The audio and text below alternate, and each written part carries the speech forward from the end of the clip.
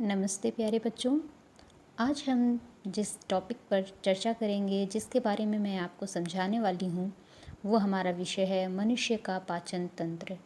मनुष्य का पाचन तंत्र, ये चित्र आपको मैं दिखा रही हूँ यहाँ पर। और मैंने पहले भी इस चित्र को अपने पेज पर, ग्रुप में और यूट्यूब चैनल पर भी अवेलेबल कराया था, और मुझे उम्मीद है कि अब तक आप लोगों ने इस चित्र को बना लिया होगा। तो फटाफट से अपने चित्र को साथ में ले लीजिए, ताकि आपको इसमें पाचन तंत्र के बारे में जो कुछ भी समझाया जाएगा, जो बताया जाएगा, वो आप आसानी से समझ और इसको जान सकेंगे। तो चलिए शुरू करते हैं। फटाफट से आप अपने चित्रों को ले लीजिए, फिर हम मनुष्य का पाचन तंत्र आज आपको इसके बारे में समझाएंगे। सबसे पहले हम लोग मानव का जो पाचन तंत्र है, यानी डाइजेस्टिव सिस्टम, इसके बारे में कुछ इम्पॉर्टेंट नोट्स देख लेते हैं, कुछ इम्पॉर्टेंट पॉइंट्स देख लेते हैं, और यही पॉइंट्स आपको पूरी तरह से पाचन तंत्र को समझने में मदद करेंगे। तो पहले हम इन पॉइंट्स को देख लेते हैं, और फिर हम चित्र के माध्यम से इन्हीं पॉइंट्स पे चर्चा करते हुए आपको डाइजेस्टिव सिस्टम के बारे में डिटेल में बताएंगे। तो पहले शुरू करते हैं पॉइंट से। मनुष्य में मुख द्वारा ग्रहण किया गया भोजन एक लंबी नलिका से गुजरता है, जिसे हम आहार नाल कहते हैं, जिसको हम पाचन तंत्र या डाइजेस्टिव सिस्टम भी कहते हैं। तो ये सिस्टम में आप मुख से लेकर गुदा तक अंग आते हैं, और कौन कौन से अंग हैं इसको देखते हैं। मुख गुहा, ग्रसनी, ग्रासनली, आमाशय, छोटी आंत, बड़ी आंत, मलाशय तथा गुदा या मलद्वार आहार नाल के विभिन्न भाग होते हैं। इन्हीं भागों से होकर हमारा भोजन का पाचन होता है। तो सबसे पहले आता है मुख गुहा। तो मुख गुहा में दांत होते हैं। दांतों की सहायता से भोजन को तोड़ा जाता है और फिर चबाया जाता है। मुख गुहा में दांत, जीभ एवं लार ग्रंथियां पाई जाती हैं। और जैसा कि आपको पता है कि मुख के अंदर दांत भी हैं, जीभ भी है, लार ग्रंथियां हैं। इन सभी का हमारे पाचन तंत्र में योगदान होता है, और इन सभी का अलग अलग कार्य भी है। तो मनुष्य में 4 प्रकार के दांत होते हैं। देखिए यहाँ पर हम आपको क्लियर कर देते हैं सबसे पहले कि मनुष्य की बात हो रही है। हम मनुष्य में नॉर्मल व्यक्ति जो होता है, सामान्य व्यक्ति जो होता है, वयस्क में 32 दांत होते हैं, 16 नीचे 16 ऊपर। और इन सभी दांतों में जो प्रकार पाया जाता है, कुछ प्रकार में विभाजित किया गया है इन दांतों को। तो 4 प्रकार के दांत पाए जाते हैं। सबसे पहला है कृंतक, जिसे इंसीजर कहते हैं। ये काटने का कार्य करता है। ये आगे के दांत होते हैं जो एकदम सामने दिखाई देते हैं। फिर साइड के दांत जो हैं आपके, वो रदनक हैं, यानी कैनाइन हैं। ये फाड़ने का काम करते हैं। उसके पीछे आते हैं अग्रचवर्णक यानी प्रीमोलर, जो पीसने और चबाने का कार्य करते हैं। फिर आते हैं हमारे चवर्णक यानी मोलर्स, जो पीसने और चबाने का कार्य ही करते हैं। तो ये आपके मनुष्य के अंदर जो दांत पाए जाते हैं, उनके प्रकार और उनके कार्य भी हो गए। दांतों की ऊपरी परत, जिसे हम क्या कहते हैं, इनेमल कहते हैं। तो यह हमारे शरीर में पाया जाने वाला कठोरतम पदार्थ है, यानी इनेमल सबसे कड़ा पदार्थ पाया जाता है जो हमारी बॉडी में, वो सबसे कड़ा पदार्थ इनेमल ही होता है, जो दांतों के ऊपरी परत पे पाया जाता है। यह मुख्यतः कैल्शियम एनेमेलिन नामक लवण और प्रोटीन से बना होता है। तो दांतों द्वारा क्या हुआ, काटे और चबाए गए भोजन में लार ग्रंथियों से स्रावित लार मिल जाती है, जिससे भोजन चिकना और लसलसा हो जाता है। लार में टाइलिन टाइलिन नामक एंजाइम होता है, जो भोजन में पाए जाने वाले कार्बोहाइड्रेट के जटिल कणों को मीठे ग्लूकोज में बदल देता है। इसीलिए ज़्यादा देर तक जब भोजन को हम चबाते हैं तो भोजन धीरे धीरे पचता है, और लार में जो टाइलिन नामक एंजाइम होता है, वो कार्बोहाइड्रेट को ग्लूकोज में बदलता जाता है, और हमें धीरे धीरे फिर ये देर तक चबाने से भोजन मीठा लगने लगता है।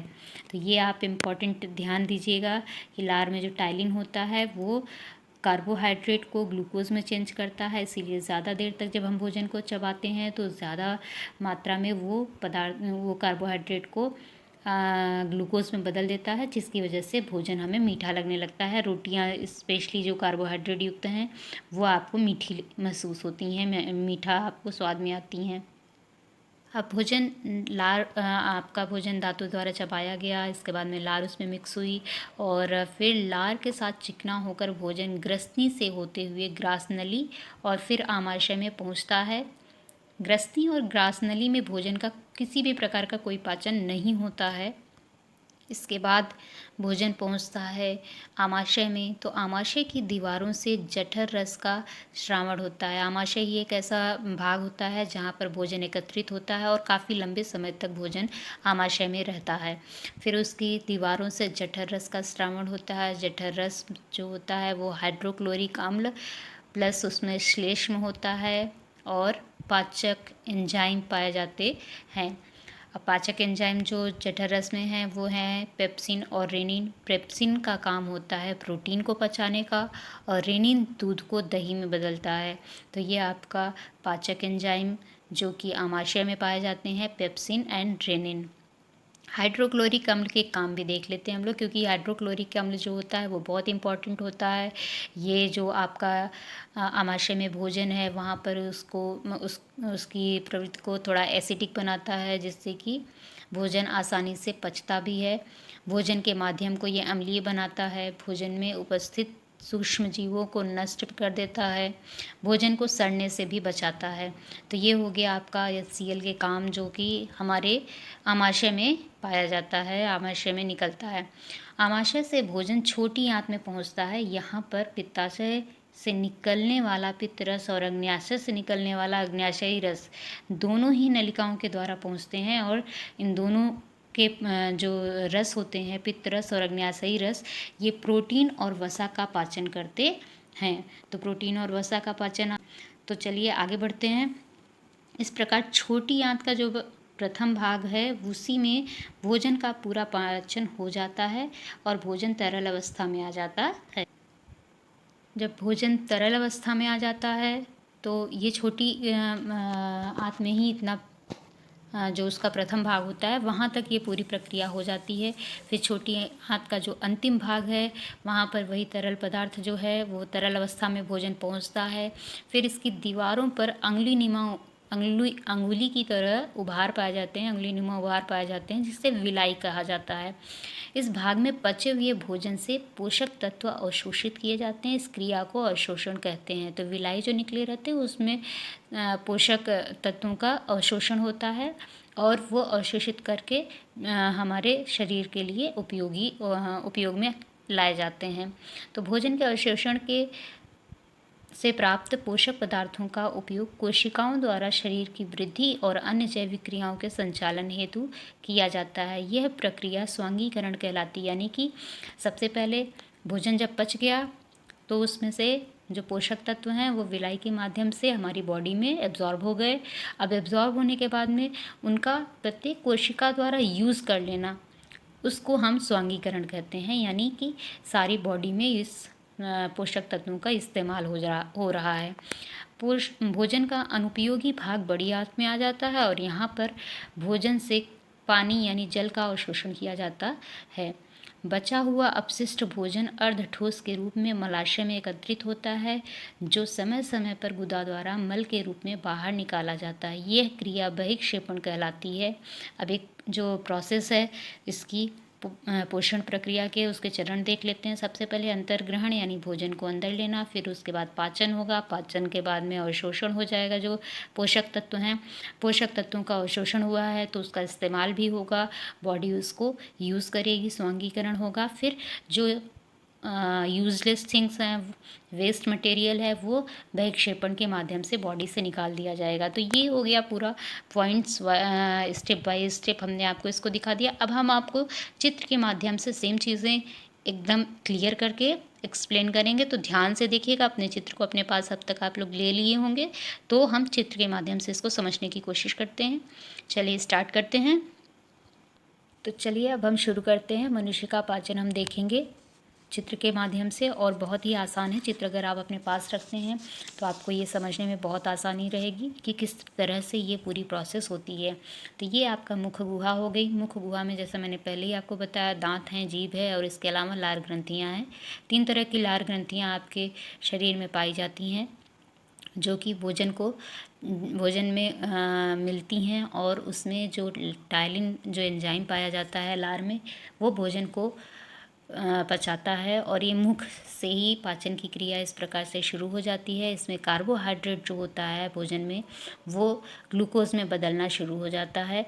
इस तरह से भोजन चिकना हो जाता है, और फिर ये ग्रसनी से होते हुए, ग्रास नली से होते हुए आमाशय तक पहुंचता है। यहाँ पर हमने देखिए, यहीं पर आपको दिखाया है कि ये आपकी श्वास नली भी है, और यहाँ पर एपिग्लॉटिस होता है, एक ढक्कन नुमा संरचना होती है जो कि श्वास नली और ग्रास नली को अलग करती है। तो कभी कभी हम जब खाते समय बात करते हैं तो भोजन श्वास नली में चला जाता है, क्योंकि उस प्रक्रिया में, बात करने की क्रिया में, ये श्वास नली का ये एपिग्लॉटिस खुल जाता है और भोजन यहाँ श्वास नली में जा सकता है। तो इसलिए खाते समय बिल्कुल बातें नहीं करनी चाहिए आपको, और भोजन को बहुत अच्छे से चबा कर खाना चाहिए। तो अब आते हैं, आमाशय में भोजन पहुँच चुका है। ये एक थैलीनुमा संरचना है जिसमें कि भोजन बहुत ही लंबे समय तक रहता है, लगभग 3 घंटे में आपके भोजन का पाचन होता है। तो ये आपका भोजन एकत्र करता है, और यहाँ पर जठर रस निकलता है। जठर रस में HCl, म्यूकस, इसके अलावा पाचक एंजाइम होते हैं। 2 तरह के पाचक एंजाइम यहाँ पाए जाते हैं जो कि आमाशय में होते हैं, वो है रेनिन और पेप्सिन। तो रेनिन जो होता है वो दूध को दही में परिवर्तित करता है, पेप्सिन प्रोटीन का पाचन करता है। फिर ये गृहिणी के माध्यम से होते हुए छोटी आंत तक भोजन पहुंचता है, और इस दौरान इसमें अग्न्याशय से निकलने वाला अग्न्याशयी रस, और इसके अलावा पित्त रस से पित्ताशय से पित्त रस इसमें मिलता है। और ये दोनों ही जो पित्ताशय से निकलने वाला पित्त रस है और अग्न्याशय से निकलने वाला अग्न्याशयी रस भोजन में पाए जाने वाले प्रोटीन और वसा का पाचन करते हैं। तो ये छोटी आंत का जो शुरुआती भाग है, यानी कि अग्र क्षुद्रांत, यानी कि छोटी आंत का अगला सिरा जो होता है, यहाँ तक भोजन का ज़्यादातर भाग पाचित हो जाता है, पच चुका होता है। और इसके बाद में ये धीरे धीरे भोजन सरकते हुए इलियम, यानी कि जो आखिरी छोटी आंत का आखिरी हिस्सा है, वहाँ पहुँचता है।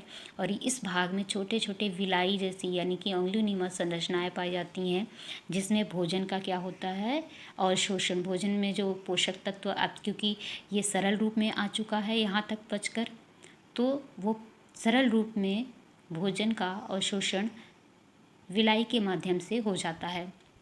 विलाई के माध्यम से यहाँ पे अवशोषण हो गया। इसके बाद में बचा हुआ जो भोजन था, जो वेस्ट मटेरियल है, वो आता है आपका बड़ी आंत में। और बड़ी आंत में किसी भी प्रकार का कोई पाचन नहीं होता है। यहाँ पर सिर्फ भोजन में पाए जाने वाला जो आपका जल है, अतिरिक्त जल, वो अवशोषित कर लिया जाता है, और जो वर्ज्य पदार्थ है ठोस रूप में, अर्ध ठोस रूप में, वो मलाशय में एकत्रित हो जाता है, जो कि टाइम टू टाइम बाहर निकाल दिया जाता है बॉडी के। तो ये आपका पाचन तंत्र की पूरी प्रोसेस हो गई। इसमें कहीं भी कोई भी कन्फ्यूज़न है तो आप मुझे मैसेज कर सकते हैं, कमेंट बॉक्स में लिख सकते हैं, मैं उसका पूरा सलूशन निकालूंगी और आपको आसानी से क्लियर करूंगी। तो ये आज के लिए पाचन तंत्र में इतना ही। अब इसके बाद में हम पाचन तंत्र में कौन कौन से पाचक रस किस किस भाग में निकलते हैं और उनका क्या कार्य है, ये देख लेते हैं। विभिन्न अंगों में होने वाली पाचक क्रिया क्या है। देखिए, अंग है आपका मुख गुहा। मुख गुहा में आपका पाचक रस होता है टायलिन, जो कि लार में पाया जाता है, और ये मंड यानी कार्बोहाइड्रेट को माल्टोज में या ग्लूकोज में परिवर्तित कर देता है। ग्रास नली में जब भोजन पहुंचता है तो वहाँ पे किसी प्रकार का कोई पाचक रस नहीं होता है, बस चबाया हुआ जो भोजन है वही रहता है, क्योंकि कोई पाचक रस नहीं है, इसलिए किसी भी प्रकार की पाचन क्रिया भी नहीं होगी। फिर आता है आमाशय। आमाशय में जठर रस हाइड्रोक्लोरिक अम्ल होता है, जो कि प्रोटीन और दूध पॉलीपेप्टाइड्स में, पेप्टाइड के अवयवों को, पॉलीपेप्टाइड दूध से दही बनना, ये इसमें पचने की क्रिया होती है, और पेप्टाइड्स, पॉलीपेप्टाइड्स प्लस पेप्टाइड्स में इसको परिवर्तित करता है। छोटी आंत में पहुंचता है भोजन। यहाँ पर पित्त रस और अग्न्याशयी रस मिलते हैं, जो कि वसा, प्रोटीन, पॉलीपेप्टाइड्स, स्टार्च, माल्टोज, जो भी भोजन के अवयव होते हैं, इन पर प्रक्रिया करता है, इन पर अपनी क्रिया दिखाता है ये रस, और इनको परिवर्तित करता है माल्टोज में, अमीनो एसिड में, पेप्टाइड्स में, वसी अम्लों में एंड ग्लिसरॉल में। फिर भोजन छोटी आंत में पचने के बाद में ज़्यादातर पोषक तत्वों का यहीं पर अवशोषण हो जाता है। बचा हुआ जो भोजन है वो अर्ध ठोस रूप में आपको मिलता है। बड़ी आंत में किसी भी प्रकार का कोई पाचन रस नहीं होता है, ना ही किसी प्रकार का कोई पाचन होता है। बस उसमें एक क्रिया होती है अतिरिक्त जल का अवशोषण, यानी कि भोजन में से जो जल की मात्रा अधिक रहती है वो बॉडी में एब्जॉर्ब कर ली जाती है और बचा हुआ भोजन जो है वो अर्ध ठोस रूप में गुदाद्वार में पहुंचता है, जहाँ पर कोई पाचक रस नहीं पाया जाएगा, क्योंकि भोजन अब पूरी तरह से पच चुका है, बॉडी में एसिमिलेट भी हो चुका है और इसमें किसी भी प्रकार का कोई अवयव, जब पाचक रस नहीं है तो किसी भी भोजन के अवयव पर वो कार्य भी नहीं करेगा। अस्थायी रूप से अपशिष्ट और अपचे हुए भोज्य पदार्थों का संग्रह और बहिक्षेपण इसके बाद में पहले यहाँ पर एकत्रित होता है गुदाद्वार में, इसके बाद में वहाँ से अर्धठोस रूप में बाहर निकाल दिया जाता है। तो ये हो गया पाचन क्रिया की पूरी प्रक्रिया। और अगर आपको कहीं भी कोई डाउट होता है तो आप कमेंट बॉक्स में लिखिएगा, मैसेज कर सकते हैं। और आज के लिए इतना ही। Thank you.